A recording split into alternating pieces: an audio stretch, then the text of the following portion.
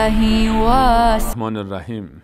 اللهم صل على محمد وعلى آل محمد كما صليت على إبراهيم وعلى آل إبراهيم إنك حميد مجيد، وبارك على محمد وعلى آل محمد كما باركت على إبراهيم وعلى آل إبراهيم إنك حمید مجید. عرض سلام دارم و ادب و احترام خدمت همه شما بینندگان عزیز و ارجمند. در اولین قسمت از برنامه آیات حج در خدمت شما خوبان و عزیزان هستیم، با امید اینکه در این سری برنامه و مجموعه برنامه بتونیم که به همراه شما عزیزان و خوبان مروری داشته باشیم، هرچند کوتاه در حد وقت برنامه که اجازه بده، بر آیاتی که در کلام الله مجید در موضوع حج وارد شده. حج رکن پنجم دین مبین اسلام. حج همون عبادت بزرگی که در روزها و زمانهای مشخصی در اماکن مشخصی به شکل مشخصی انجام میشه به یاد ابراهیم علیه السلام و رسول الله صلی الله علیه و سلم و بر مسیر آن حضرت علیه السلام که ادامه مسیر ابراهیم علیه السلام هست. در قرآن کریم اگر بخوایم نگاهی گذرا داشته باشیم به آیاتی که در مورد حج سخن گفته شده، از اونها آیات فراوانی هستند. الان خصوص که ما سوره‌ای هم به این نام داریم که به صورت مستقیم و صراحتاً به نام حج مسماست. سوره حج، سوره نسبتاً طولانی و بزرگ، 78 آیه داره این سوره و حجمش حدود 10 صفحه است. 10 صفحه از کلام الله مجید یا نیم جز رو خودش اختصاص داده. نیم جزء پایانی جزء 17 سوره مبارکه حج رو داریم، سوره‌ای که بعد از سوره انبیا ذکر شده و جا داره که در فرصت مناسبش درباره اون سوره و ارتباطش با این که بعد از سوره انبیا قرار گرفته و ارتباط آیات خود سوره مبارکه حج با هم و محتوای سوره مبارکه حج که درباره چه صحبت میکنه، سوره‌ای که به نام حج هست، درباره اون انشالله صحبت خواهیم کرد.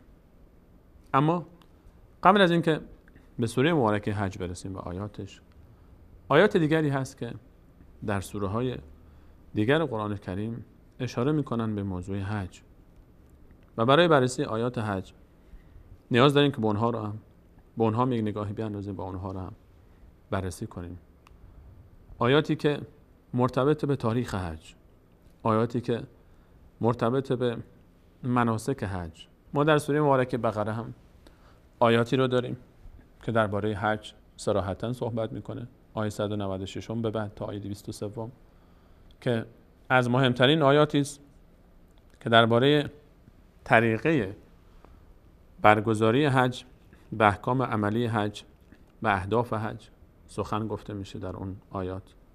و همچنین آیات دیگری در سوره مبارکه بقره داریم که باز مرتبط با حج، گرچه که به صورت مستقیم اسمی از حج در اون آیات گرفته نشده باشه، اما مرتبط با مکان برگزاری حج، مرتبط با تاریخ حج، مرتبط با مناسک حج. و اون آیات 124 به بعد از سوره مبارکه بقره هست که در پایان جزء اول، حدود پایانی جزء اول قرآن کریم ذکر میشه که به اون آیات هم خواهیم پرداخت. هم آیاتی که در آیات 124 به بعد تا حدود 134 5 حتی میتونیم تا آخر جزء اول حساب بکنیم این آیات رو، درباره حج به صورت غیر مستقیم صحبت میشه.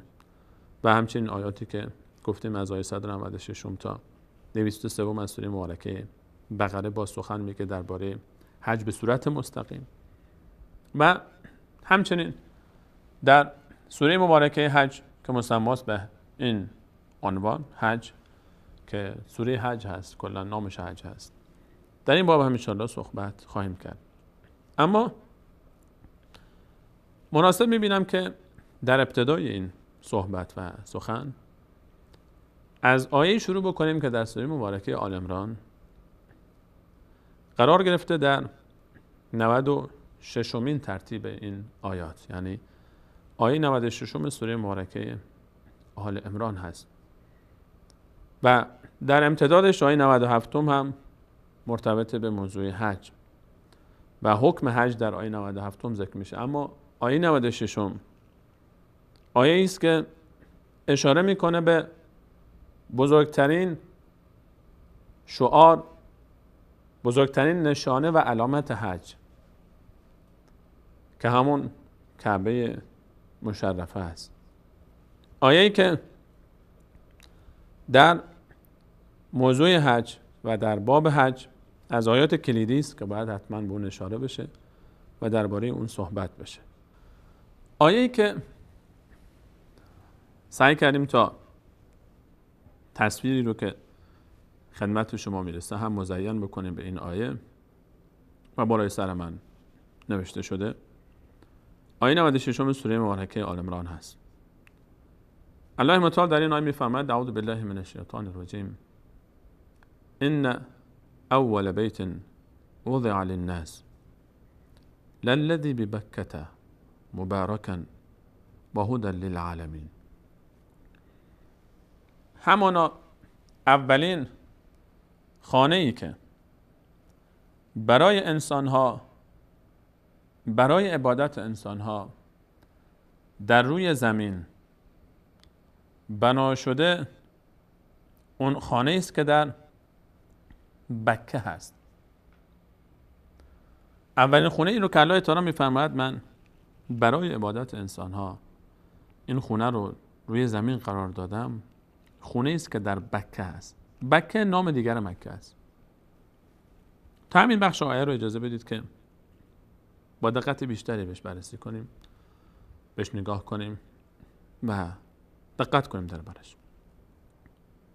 الله متعال میفرماید که اولین خونه‌ای که وضع شده برای عبادت تمام انسان‌های روی زمین، انسان‌هایی که در دنیا وجود دارن، خونه‌ایه که در مکه است. اشاره به این مکان داره، اشاره به یک خانه داره، با اون کعبه است، با اون خونه‌ای که مشرف و مزین به بیت الله اضافه شده به لفظ جلاله به نام الله، خانه الله، بیت الله، بیت الحرام، بیت العتیق، اسمهای مختلف کعبه مشرفه است. اولین خانه‌ای که برای عبادت انسانها روی زمین بنا شده، اولین عبادتگاهی روی زمین، اولین مکانی که اختصاص داده شده به عبادت الله تعالی و نسبت داده شده به الله تعالی به خاطر تشریفش، تکریمش و عظمتش، بیان جایگاهش. خانه کعبه قبل از ابراهیم علیه السلام، اون چیزی که ما فکر میکنیم ابراهیم علیه السلام اول بار خانه کعبه رو بنا کرد، اما تاریخ کعبه برمیگرده به قبل از ابراهیم علیه السلام و گفته میشه که از زمان آدم علیه السلام وقتی که فرود آمد به زمین در این مکان مشغول عبادت بود و خیمه ای داشت از فیروزه که در اون عبادت میکرد در مکان خانه کعبه فعلی. و بعد از اون که آدم علیه السلام وفات کرد، فرشتگان اون خیمه رو بردن و به جای اون بعدها در زمان حضرت شیث علیه السلام یک 4 دیواری ساخته شد و این مسیر ادامه پیدا کرد و در طوفان نوح غرق شد و رفت و بعد در زمان ابراهیم علیه السلام تجدید بنا شد. در روایت از رسول صلی الله علیه و سلم پرسیده شد که یا رسول الله، اولین مسجدی که روی زمین ساخته شد چی بود؟ محل سجده، محل عبادت، اولین عبادتگاه. فرمودن مسجد الحرام، محلی که مسجدی که کعبه قلب اونه و مکه مکرمه مشرفه به این خانه. ان اول بیت وضع للناس للذی ببکته، اولین خونه ای که برای عبادت انسان ها در طول تاریخ ساخته شده کعبه است. الله متعال میفهمد این خونه ان اول بیت وضع للناس للذی ببکته، اون خونه است که در بکه هست. بکه گفتیم نام دیگر مکه است. به خاطر این به مکه بکه هم گفته میشه که در هم کوبنده ظالمین بوده در طول تاریخ. بکه یعنی چیزی که در هم میکوبه. یک از صفات و نامهای مکه است. در طول تاریخ هر شهری، هر شخصی که، هر گروهی که قصد اهانت و دست درازی و گستاخی به این شهر داشتن در هم کوبیده شدن. داستان ابرهه معروفه و مشهوره که الله متعال سوره به اسم فیل در قرآن کریم ذکر میکنه که حکایت اصحاب فیله. شخصی چشم دیدن کعبه رو نداره، اولین خونه‌ای که برای عبادت انسانها روی زمین ساخته شده و بدون شک مشرفترین و با عظمت‌ترین و مقدسترین مکان روی زمینه. و قصد تخریبش بلند میشه از یمن با لشکریش. ابرهه نامی با لشکری از پیل میاد برای تخریب بیت الله الحرام، برای تخریب اول بیت وضع للناس. و خیال باطل خودش میاد تا کعبه رو خراب بکنه و در مسیر قبل از این که برسه به نزدیکی های مکه لشکر خودش رو الله متعال از آسمون پرندگان کوچکی به اسم ابابیل رو میفرسته، شبیه پرستوهای مناطق ماست. در منقار و در چنگال هاشون گل های خشک شده ای دارن، بسیار کوچک، شاید به اندازه نخودی بیشتر نبوده باشه. اینها رو از بالا بر سر این افراد میندازن. نخود نگو، گل خشک شده نگو، موشک بگو که هر کدوم از اینها وقتی که به سر این افراد فرود میاد همه رو از بین میبره. الله متعال میفرماید اونها رو فجعلهم کعصف مأکول، مثل اون گیاهی که گوسفندی، حیوانی خورده باشه، جویده باشه و تف کرده باشه اینطوری شدن. الم تر کیف فعل ربک باصحاب الفیل، آیا ندیدی الله تو با اصحاب فیل چیکار کرد؟ الم یجعل کیدهم فی تضلیل، آیا اون نقشه و تدبیر اونها رو در ضلالت و گمراهی نگذاشت؟ و ارسل علیهم طیرا ابابیل، فرستاد ابابیل رو به سراغ اونها، ترمیهم بحجارة من سجیل، با یک گله های خشک شده ای که شبیه سنگ بود، اینها رو با سنگ ریزه های از گله های خشک شده سفتی اینها رو مورد هجوم قرار دادن و هلاک کردن و به مانند علف جویده شده ای شدن. این مکه است، این شهری است که الله متعال در اون باره فرمود هر کسی که اراده گناه و تعدی و تجاوز و اهانت به این مکان داشته باشه، مجرد این که فقط اراده بکنه، الله تعالی فرمود نذقه من عذاب علیم، من از عذاب دردناکی اون رو میچشونم. خط سرخ الله تعالی است. اینجا محدوده ایه که الله تعالی اجازه نمیده کسی بخواد اینجا بیاد و گستاخی بکنه. کسانی که دشمن کعبه هستن، کسانی که دشمن کعبه، مخالف توحیدن، مخالف رونق اولین خونه ای که برای عبادت الله تعالی روی زمین بنا شده، الله تعالی اونها رو مهلت نمیده. نذقه من عذاب علیم، از عذاب دردناک اونها رو میچشونم. برگردیم به آیه 96 آیه سوره مبارکه آل عمران. ان اول بیت وضع للناس للذی ببکه، همون خونه است که در مکه است، همون خونه است که در بکه است، اون شهری که در هم میکوبه متجاوزین خودش رو. این خونه مبارکه، خونه مبارکه. ان اول بیت، این اولین خونه ای که برای عبادت انسان ها روی زمین بنا شده. ان اول بیت وضع للناس للذی ببکة مبارکا. اون خونه ای که مبارکه، برکت ها میاد. این خونه خودش مبارکه. حرمی که این خونه درش هست مبارکه.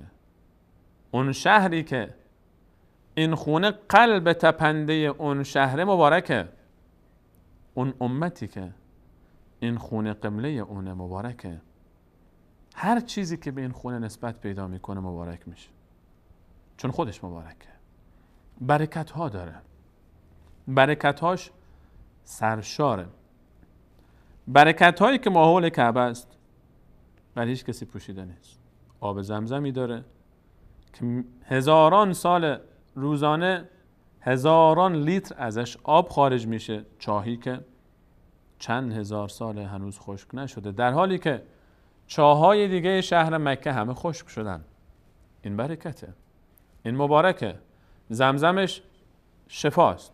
زمزمش به هر نیتی که نوشیده بشه درمان میکنه، استجابت میکنه اون نیت رو. مبارکه.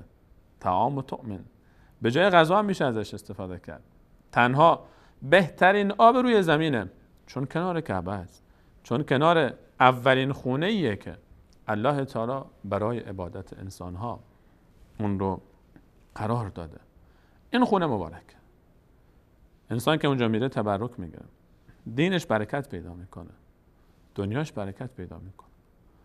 در مکه ای که هیچ درختی میوه آنچنانی نمیده، گرماش، آب و هواش اصلا شاید برای رشد هیچ گیاه و میوه مناسب نباشه، بهترین میوه های عالم اونجا یافت میشه. این برکته. این برکتی که الله تعالی گذاشته برای این سرزمینش. مبارکن و هدی للناس و هدی للعالمین. و این خانه اولین خونه است که به خاطر عبادت ساخته شده. این صفت اولش. دوم، مبارکه. خونه مبارکه، سر تا پاش برکت، همه چیش برکته. مبارکتر از خودش روی زمین نداره. خانه کعبه، خانه الله، اول بیت وضع للناس، اولین خانه‌ای که برای عبادت انسان‌ها روی زمین قرار داده شده، مبارکتر از خود مکانی در عالم نداره. این رو الله کعبه می‌فرماید. این خانه مبارک، این مکان مقدسه. چون این خانه در این شهر قرار گرفته، این شهر مقدسه. این شهر مقدس ترین مکان روی زمینه. اون مسجدی که این خونه اونجاست مقدس ترین مسجد دنیاست. هر نماز به 100,000 نماز، هر عبادت 100,000 عبادت جای دیگه حساب میشه. و حتی علما و مفسرین گفتن که صدقه در این شهر به 1 دینار معادل 100,000 دینار جای دیگه است. چون کعبه اونجاست، چون مبارک. این شهر که کعبه دلشه، که قلبش کعبه است، این شهر رو الله تعالی فرمود ولتنذر ام القرى. در آیه 92 سوره انعام فرمود این شهر ام القرى است، مادر سرزمین هاست، چون کعبه اینجاست.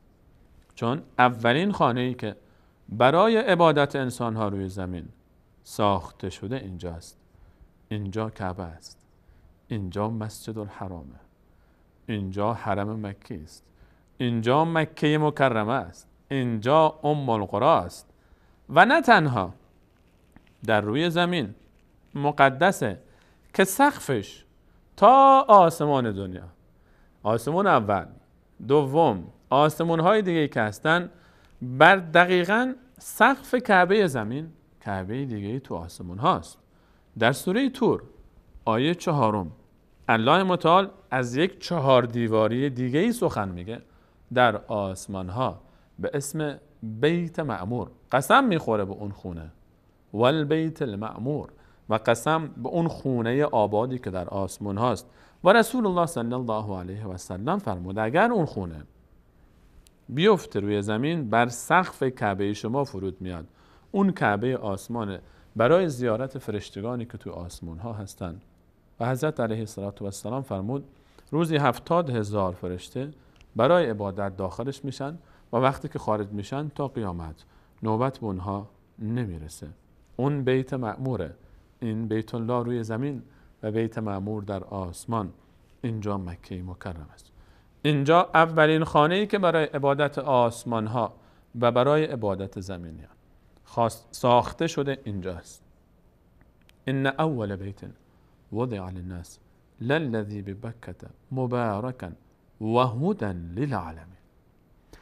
خانه‌ای با این صفات، خانه‌ای با این عظمت، با این برکت، با این سابقه تاریخی که اولین خانه‌ایه که برای عبادت در عالم ساخته شده، اولین عبادتگاه انسان‌ها بر روی زمینه که الله متعال اینجا رو انتخاب کرده. اینجا باید باشه کعبه، اینجا باید باشه قلب زمین، اینجا باید باشه قطب عالم. اینجا کعبه است. چرا که اینجا محل هدایت عالمیانه. اینجا انسان‌ها در عالم مسیر هدایت رو پیدا میکنن. کعبه راه هدایته، مسیر هدایته، تا کسی که به سمت هدایت میره ره گم نکنه، تا بفهمه که مسیر هدایت آخرش باید به کعبه برسه، تا بفهمه که اگر طالب راه مستقیمی باید بگی اهدنا الصراط المستقیم، خدایا منو به راه راست برسون، به راه مستقیم هدایت کن، من رو برسون به اون راه. البته قبل از اینکه این آیه رو به زبان بیاری باید به سمت کعبه، به سمت مکه، به سمت این حرم رو کنی. اونجا وقتی که رو کردی به سمت کعبه دعای استقامت کن، دعای رسیدن به هدف داشته باش.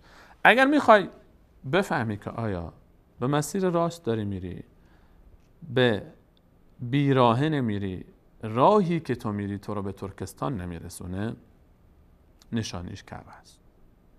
ببین چقدر کعبه برات مقدسه، چقدر برات عزیزه. آیا مکان دیگری در عالم هست که اونو بر کعبه ترجیح میدی؟ آیا مکانی هست در دنیا که فکر میکنی اون عظمتش، برکتش، قداستش از مکه، از کعبه، از مسجد الحرام بیشتره؟ اگر این گونه فکر کردی ره به ترکستان بردی، گمراه شدی. چون الله تعالی فرمود که هدایت اینجاست. اگر کعبه رو به عنوان مقدسترین مکان روی زمین، مسجد الحرام رو به عنوان مقدسترین مکان روی زمین، فضیلت این مکان، برکت این مکان، قدسیت این مکان رو قبول نکردی، اون موقع دیگه تو دشمن کعبه ای، اون موقع دیگه تو خودت یک ابرهه ای، اون موقع دیگه خودت با اولین عبادتگاهی که الله تعالی به خاطر عبادتش روی زمین بنا کرده مشکل داری. اون موقع دیگه تو حج هم برات مهم نیست، عمره هم برات مهم نیست، مسجد الحرام هم دیگه برات مهم نیست. این آیه اولین آیه‌ای که در این باب من دوست داشتم صحبت رو با اینجا آغاز کنیم، چون خیلی مهمه. شناخت تاریخ حج از کجا شروع شد؟ حج ماحول همین مکان میچرخه، حج ماحول این خونه میچرخه. حج بعد از این آیه 96 که الان از سوره مبارکه آل عمران خدمت شما بیان کردیم، آیه بعدی الله تعالی از حج سخن میگه که انشاءالله اون رو در برنامه بعد به همراه شما عزیزان مرور خواهیم کرد. از اینکه تا این لحظه برنامه خودتون رو یاری کردید تشکر میکنم. در برنامه بعدی درباره آیه 97 صحبت خواهیم کرد، آیه که بعد از این آیه است.